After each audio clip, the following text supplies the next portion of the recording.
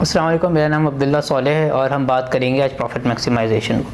और इसको हम एक एग्जांपल से समझने की कोशिश करते हैं और आप में से जितने लोग भी कॉर्पोरेट सेक्टर में काम करते हैं उसको डायरेक्टली रिलेट कर पाएंगे। तो जब भी हम किसी भी कंपनी में ज्वाइन करते हैं तो हमें सबसे पहले जब समझाया जाता है कि किसी एम्प्लॉय की परफॉर्मेंस कैसे इवैल्यूएट की जाएगी, तो इवेंचुअली हमें जिस फ्रेज़ के बारे में सबसे ज़्यादा कायल किया जाता है या बताया जाता है वो ये होता है कि यार इवेंचुअली आपकी जो भी परफॉर्मेंस है या एम्प्लॉय जो भी काम करेगा उसका अल्टीमेट ऑब्जेक्टिव जो है वो maximization of share holders return या शेयर होल्डर्स वेल्थ होना चाहिए। और इसी बुनियाद पे जितने भी परफॉर्मेंस इवैल्यूएशन फॉर्म्स होते हैं या स्कोर कार्ड्स होते हैं वो डिफ़ाइन किए जाते हैं। अब यहाँ पे सवाल ये है कि ये प्रॉफिट मैक्सिमाइजेशन जो है या ये maximisation of shareholder return है, ये क्यों इतनी अहमियत का हामिल है और ये मेथडोलॉजी कहाँ से डिफ़ाइन हुई और इसके पीछे क्या लॉजिक है। तो ये कोई बहुत ही कोई मुश्किल कॉन्सेप्ट नहीं है या कोई ऐसी चीज़ नहीं है जो एक कंपनी को पता हो और बाकी लोगों को ना पता हो, या कोई बहुत ही हिकमत से भरा कोई कॉन्सेप्ट हो। ये एक इकोनॉमी का या इकोनॉमिक्स का एक बड़ा सादा सा फ़लसफ़ा है। जैसा कि आप जानते हैं कि जो भी इकोनॉमिस्ट होते हैं या जो भी इकोनॉमी होती है उसके सामने दो मसाइल दरपेश होते हैं। एक के अनलिमिटेड वांट्स हैं या अनलिमिटेड जैसे आपके ख्वाहिशात हैं एक माशरे की, उसके लोगों की, उसको किस तरह से फुलफ़िल किया जाए गिवन कि आपके बड़े लिमिटेड रिसोर्सेज हैं। तो अब इकोनॉमिक प्रॉब्लम जो रिजॉल्व करनी होती है इकोनॉमिस्ट को या पॉलिसी मेकर को, ये होती है कोई ऐसा बैलेंस क्रिएट किया जाए लिमिटेड वांट्स हैं या मैक्सिमम तौर पर यूटिलाइज़ हो जाए, क्योंकि हर कोई जानता है कि इसकी फुल सेटिस्फेक्शन जो है वो एक नामुमकिन सी बात है। और इसीलिए क्योंकि ये चीज़ नामुमकिन है कि आप एक 100% यूटिलाइजेशन या 100% सेटिस्फेक्शन को अटेन कर लें, तो इसीलिए जब इकोनॉमिस्ट मेथडोलॉजी बनाते हैं तो उनका ज़्यादा फोकस होता है लिमिटेड रिसोर्सेज के ऊपर कि किस तरह से हम कोई इस तरह की मेथडोलॉजी बनाएं कि इस लिमिटेड रिसोर्सेज को हम इस हद तक यूटिलाइज़ करें कि हमारी सेटिस्फेक्शन जो है मैक्सिमम हो जाए। और जब इस सवाल का जवाब इकोनॉमिस्ट देते हैं तो उन्होंने एक मेथडोलॉजी क्रिएट की जिसको हम प्रॉफिट मैक्सिमाइजेशन के नाम से जानते हैं। तो वो थ्योरी या मेथडोलॉजी क्या है? इकोनॉमिस्ट कहते हैं कि अगर आपके पास गिवन रिसोर्सेज हैं जो कि लिमिटेड हैं, उसको अगर आप उसको मैक्सिमम प्रोडक्टिविटी के साथ, इफ़ेक्टिविटी के साथ, एफिशिएंसी के साथ उसको आप यूटिलाइज़ करें तो इवेंचुअली जो सोसाइटी है वो मैक्सिमम यूटिलाइजेशन पे पहुंच जाएगी। इंश्योर करेंगे या कैलकुलेट करेंगे कि आपने किसी भी माशरे के अंदर जो मौजूदा रिसोर्सेज हैं उसको आपने उसकी हाईएस्ट प्रोडक्टिविटी पे यूटिलाइज़ किए। तो उसका जवाब इकोनॉमिस्ट देते हैं कि जब आप मैक्सिमम पॉसिबल या मैक्सिमम अटेनेबल प्रॉफिट जो है उसको आप अचीव कर लेंगे। और प्रॉफिट एक ऐसी चीज़ होती है जो कि ईज़िली फोरसी की जा सकती है या ईज़िली उसको डिटरमिन किया जा सकता है कि मैक्सिमम पॉसिबल प्रॉफिट्स क्या हो सकते हैं जिसको अटेन किया जाता है। तो ये पूरी चेन ऑफ या ये पूरा थिंकिंग प्रोसेस होगा इस बात का तयन करने के लिए कि माशरा जो है वो मैक्सिमम सेटिस्फेक्शन लेवल पे पहुंच चुका है या नहीं। अब इस पूरी तमहीद से जो बात जहन में आती है या बात जहन में आनी चाहिए वो ये है कि जो प्रॉफिट है वो बेसिकली इकोनॉमी का आप समझ लें कि सेंट्रल आइडिया है। इकोनॉमी का पूरा मैकेनिज़्म जो है वो प्रॉफिट के गिर्द घूमता है और प्रॉफिट के गिर्द घूमने का मकसद ये है कि वो वेल्थ क्रिएशन के गिर्द घूमता है। और ये एक बुनियादी फ़लसफ़ा है कैपिटलिस्ट सिस्टम का, तो ये कहता है कि जो सिस्टम है इकोनॉमिक या पॉलिटिकल सिस्टम है उसकी जो सेंट्रल आइडिया वो हमेशा वेल्थ है। क्योंकि अगर तो आपने वेल्थ क्रिएशन का निज़ाम बना लिया और आपने वेल्थ क्रिएशन पे लगा दिया किसी भी माशरे को तो इवेंचुअली वो ग्रो करेगा। तो माशरे के अंदर खुशहाली का जो फार्मूला है वो वेल्थ क्रिएशन है। ये कैपिटलिस्ट सिस्टम की एक सोच है और इसी बुनियाद पे आप देखें कि जो वेल्थ है उसको एक सेंट्रल कॉन्सेप्ट के तौर पे जाना जाता है और सबसे ज़्यादा समझे जो इनकरेजमेंट होती है वो वेल्थ क्रिएशन को होती है। और इसी वजह से जो कैपिटल के अगेंस्ट जो रिवॉर्ड्स हैं या प्रॉफिट हैं वो सबसे ज़्यादा होते हैं। और इसीलिए माशरे के अंदर ये सोच भी पाई जाती है आज कि अगर मैं पैसा लगा रहा हूँ तो मैं उस पर ज़्यादा से ज़्यादा मुनाफा कमा सकूँ। तो ये एक सोच है जो मौजूद है। ये अलग बात है कि ये सोच किस हद तक सही है और किस हद तक ये इंसानियत के लिए जो है मसाइल का ज़रिया बनती है, इस पे हम आगे थोड़ी सी बात करेंगे। अच्छा, अब यहाँ सवाल ये पैदा होता है कि ये जो प्रॉफिट मैक्सिमाइजेशन की सोच है क्या ये इंसानियत के मसाइल को हल कर सकती है? नहीं। तो इसका जो सबसे बड़ा डिस्क्लेमर था वो केन्स ने ख़ुद दे दिया था। केन्स जो है वो एक अमेरिकन इकोनॉमिस्ट है और जो मॉडर्न इकोनॉमी है उसका एक बड़ा मोतबर नाम है। और जब फर्स्ट वर्ल्ड वॉर और सेकेंड वर्ल्ड वॉर के बाद जब दुनिया की पॉलिटिक्स चेंज हुई और दुनिया की जो है सुपर पावर जो है और दुनिया का जो क़िबला है वो यूरोप से हट के यूएस की तरफ जा रहा था और यूएस सुपर पावर बन रहा था और दुनिया एक क्या कहते हैं इंस्टीट्यूशनलाइज हो रही थी और ग्लोबल स्टैंडर्ड्स बन रहे थे, ग्लोबल रेगुलेशन की बुनियाद पे दुनिया ने आगे चलना था। और उस वक्त के लिए और उस आने वाले ज़माने के लिए जब कवानीन और ये पॉलिसीज़ बन रही थी इकनॉमिक्स, तो उसमें केन्स का एक बड़ा हाथ था। और केन्स ने इस पूरे इकनॉमिक सिस्टम के बारे में एक कैविएट दिया था और उसने कहा था ये जो पूरा इकनॉमिक सिस्टम है, इस सिस्टम को बनाते हुए हमें एक बात का ख्याल रखना चाहिए कि ये इंसानियत के जो बेहतरीन अखलाकी अक़दार हैं उसके साथ ये सिस्टम नहीं चल सकता। तो हमें कुछ वक्त के लिए उन अखलाकी इंसानियत के जो अक़दार हैं उनको छोड़ना पड़ेगा और लालच की बुनियाद पे, ग्रीड की बुनियाद पे एक निज़ाम बनाना पड़ेगा। तो ये एक बड़ा ज़बरदस्त एक हकीकत पे मबनी उसकी सोच थी कि यार अगर आप इस निज़ाम को चला रहे हैं तो ये वो इंसानी अक़दार हैं जिनको आपको छोड़ना पड़ेगा। तो ये तो बुनियादी ख़याल था केन्स का। और ये जो प्रॉफिट मैक्सिमाइजेशन की सोच है, ये कोई ऐसी सोच नहीं है जो कैपिटलिस्ट इकोनॉमिक सिस्टम के साथ ही जुड़ी हुई है।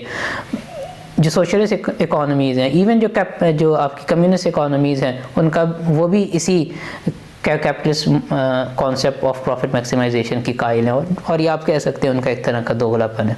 सो आज ये हमारा टॉपिक नहीं है, लेकिन हम इसको किसी दूसरे वीडियो में ज़रूर कवर करेंगे। तो ये तो एक बुनियादी ख़याल है जो बानी है मॉडर्न इकोनॉमी सिस्टम का और जो कि एक मोतबर इकोनॉमिस्ट है, ये उसका ख़याल है जब वो इस निज़ाम को तश्कील दे रहा था। इसके साथ साथ हम एक और ये भी करते हैं कि हम एक रियल एग्जाम्पल से भी समझने की कोशिश करते हैं कि ये जो ख़याल था केन्स का और या जो हकीकत हमारे सामने आज वाज़ेह है, क्या ये वाकई ये हकीकत सच पे मबनी भी है कि जो प्रॉफिट मैक्सिमाइजेशन के बुनियाद पे जो बनाया गया निज़ाम है उससे वो रिज़ल्ट हम अचीव कर पा रहे हैं जो हमने सोचे थे। तो इसकी एक छोटी सी मिसाल है और अगेन ये मिसाल जो कॉर्पोरेट सेक्टर में लोग काम कर रहे हैं उनके लिए बड़ी रिलेटेबल होगी कि जब भी आप किसी भी कंपनी को ज्वाइन करते हैं तो कंपनी आपको सर्टेन हेल्थ इंश्योरेंस फैसिलिटी देती है और कंपनी जो है आपके बिहाफ पे प्रीमियम पे करती है। अब आप सोचिए कि एक कंपनी है, उसने इस बात का तयन किया होगा कि एक एम्प्लॉई है, उसके ऊपर उसकी हेल्थ से रिलेटेड उसके ऊपर ज़िम्मेदारी हैं, उसके स्पाउस, बच्चे और उसके पेरेंट्स, यही लोग होते हैं ख़ानदान के अंदर जिस पे किसी भी कोई शख्स जो कमा रहा होता है उसकी ज़िम्मेदारियाँ होती हैं। अब एक कंपनी ऐसे शख्स को एम्प्लॉई को अपनी एम्प्लॉयमेंट में रखती है तो वो इस बात का तयन उसने कैसे किया कि मैं इसको हेल्थ फैसिलिटी दूंगा, इसके स्पाउस और बच्चों को दूंगा लेकिन पेरेंट्स को नहीं दूंगा। क्योंकि हम यूजुअली देखते हैं कि आज जो नॉर्म है वो यही है कि भाई हेल्थ इंश्योरेंस जो है वो पेरेंट्स के लिए अवेलेबल नहीं होती है, कंपनी यूजुअली उसको पे नहीं कर रही होती, वो एम्प्लॉय खुद कर रहा होता है। तो ये जो सोच है, ये डिसीजन है कंपनी ने कैसे लिया, तो बड़ा आसान सा है, इसका थिंकिंग प्रोसेस होगा कंपनी का। कंपनी ने इवैल्यूएट किया होगा कि भाई वो कम से कम प्रीमियम पे करके किस तरह से हेल्थ इंश्योरेंस दे सकती है। तो जब उसने ये इवैल्यूएट किया कि एक शख्स जो ख़ुद है, क्योंकि जब भी आप कंपनी ज्वाइन करते हैं आप 25 से 30 साल के होते हैं, 35 साल के होते हैं, और फिर उसके बाद आपकी स्पाउस है जो आपकी एज ग्रुप की होगी और फिर आपकी बच्चे हैं। तो इवेंचुअली जो आपका इनिशियल फेज़ ऑफ लाइफ होता है उसमें आपके जो हेल्थ से रिलेटेड एक्सपेंडिचर होते हैं वो बड़े मिनिमल होते हैं। कोई रेयर सिनेरियो आ गया तो आ गया, वरना आपके बड़े कम से कम अखराजात होते हैं जो चंद हज़ारों में होते हैं। और इसके मुकाबले में जो आप प्रीमियम कंपनी पे कर रही होती है वो 1.5 से 2 लाख प्रीमियम होता है जो किसी भी एक 30 से 35 साल के शख्स का पे किया जा सकता है या आपको उस पर पॉलिसी मिल जाती है। तो चंद हज़ार का ख़र्चा है और कंपनी उसको 1.5 से 2 लाख रुपए में उसका प्रीमियम पे करती है और एक इंश्योरेंस पॉलिसी खरीद देती है। दूसरी तरफ अगर कंपनी ये चाहे कि मैं इसके पेरेंट्स को भी के लिए भी पॉलिसी खरीदूँ, तो वहाँ क्या होता है कि पेरेंट्स के जो अखराजात हैं वो 5-6 लाख है, उस पॉलिसी के अगेंस्ट जो आपने प्रीमियम पे करना है वो तकरीबन 2 से 2.5 लाख है। तो कंपनी के पॉइंट ऑफ व्यू से अगर वो प्रॉफिट मैक्सिमाइजेशन के कॉन्सेप्ट पे काम कर रही है तो वो चाहेगी वो अपने एक्सपेंडिचर को मिनिमाइज़ करे, और एक्सपेंडिचर उसी वक्त मिनिमाइज़ होगा जब वो एम्प्लॉई को इंश्योरेंस पॉलिसी दे, ना कि उसके पेरेंट्स को दे, क्योंकि वहाँ पर आपको कम प्रीमियम पे करना पड़ रहा है। और इसी तरह अगर आप इंश्योरेंस कंपनी के पॉइंट ऑफ व्यू से सोचें, इंश्योरेंस कंपनी क्या चाहेगी कि वो अपने प्रॉफिट्स को, अपने रेवेन्यूज़ को मैक्सिमाइज़ करे। और उसके रेवेन्यू कैसे मैक्सिमाइज़ होंगे, जब वो किसी ऐसे शख्स को इंश्योरेंस पॉलिसी देगी जिसका रिस्क जो है वो मिनिमाइज़ होगा और उसके अगेंस्ट जो भी उसको प्रीमियम मिलेगा वो उसका रेवेन्यू बन जाएगा और इवेंचुअली प्रॉफिट बन जाएगा। वो किसी भी ऐसे शख्स को पॉलिसी देने के लिए इतना कायल नहीं होगी जिसका रिस्क हायर साइड पर होगा और उसको जो प्रीमियम मिलेगा वो अल्टीमेटली लोअर होगा उस रिस्क से, जैसे कि पेरेंट्स की हेल्थ इंश्योरेंस से जहाँ 5 से 6 लाख का खर्चा हो जाता है सालाना, और जबकि प्रीमियम उनको 2.5 से 3 लाख मिलता है। तो इवेंचुअली प्रॉफिट मैक्सिमाइजेशन की साइकी ने इवेंचुअली किया क्या कि एक रिस्क जो कि बड़ा मिनिमल है, जिसके होने के रेयर चांसेस हैं, उसको उसने हेज कर दिया 1.5 से 2 लाख के प्रीमियम पे। क्या ये एक रैशनल डिसीजन है? क्या ये एक मैक्सिमम यूटिलाइजेशन ऑफ रिसोर्सेज की बुनियाद पे किए जाने वाला डिसीजन है? अगर आप इकोनॉमी के पॉइंट ऑफ व्यू से देखें तो बिल्कुल भी नहीं। क्योंकि आपने एक रिस्क जो कि हाई साइड पे था उसको आपने हेज नहीं किया, वर्सेस आपने एक ऐसे रिस्क को हेज कर लिया जिसके होने के चांसेस बहुत ही रेयर थे। तो इकोनॉमी के पॉइंट ऑफ व्यू से जो प्रॉफिट मैक्सिमाइजेशन की सोच है वो फुल सेटिस्फेक्शन लेवल पे नहीं जाती, और जो एम्प्लॉयज़ हैं, नंबर ऑफ़ एम्प्लॉयज़ जो हैं वो हायर साइड पे होते हैं वर्सेस जो कि share holders of the company हैं।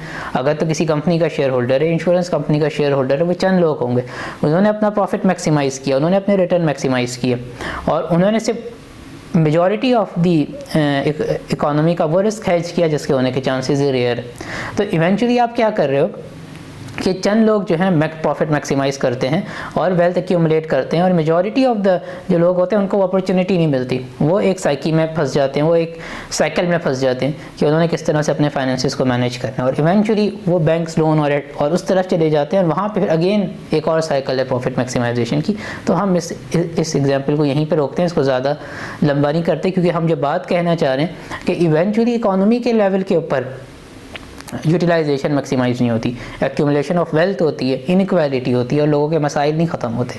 तो अब सवाल ये पैदा होता है कि इसका क्या अल्टरनेट हो सकता है, क्या सलूशन हो सकता है? तो बुनियादी तौर पे इसका जो एक लॉजिकल सलूशन है वो ये है कि भाई इकोनॉमिक्स का जो प्रॉब्लम है लिमिटेड रिसोर्सेज का और अनलिमिटेड वांट्स का, वो एक ही सूरत में पूरा हो सकता है जब आप इंसानियत के मसाइल को हल करने के ऑब्जेक्टिव से कॉर्पोरेट सेक्टर काम करें रादर देन प्रॉफिट मैक्सिमाइजेशन। क्योंकि इवेंचुअली आप प्रॉफिट कमाएंगे, लेकिन जब आप प्रॉफिट मैक्सिमाइजेशन के ऑब्जेक्टिव से जाते हैं तो आप सिर्फ वो मसाइल हल करते हैं जहाँ पे प्रॉफिट मैक्सिमाइज हो। आप उन मसाइल को छोड़ देते हैं जो इंसानियत के एतबार से तो बहुत ही गंभीर होते हैं, लेकिन प्रॉफिट उसके अंदर नहीं होता। तो जब आप इस पॉइंट ऑफ व्यू से जब आप मसाइल या कॉर्पोरेट सेक्टर काम करते हैं तो चंद लोगों के लिए प्रॉफिट मैक्सिमाइज होता है, पर सोसाइटी एज अ ओवरऑल उसके लिए प्रॉफिट मैक्सिमाइज नहीं होता। आज की वीडियो हम यहीं तक रखते हैं। आप ज़रूर बताइए कि आपको आज की वीडियो कैसी लगी और आपकी इस बारे में क्या राय है, और प्रॉफिट मैक्सिमाइजेशन के बारे में आपकी क्या राय है, कि आप इसको एक वाहिद हल समझते हैं या आप समझते हैं कि इसका कोई अल्टरनेट होना चाहिए, और क्या पॉसिबल अल्टरनेट हो सकता है। सो आज की वीडियो को हम यहीं रखते हैं। उम्मीद है आपको पसंद आई होगी। आप अपना ख्याल रखिए। शुक्रिया।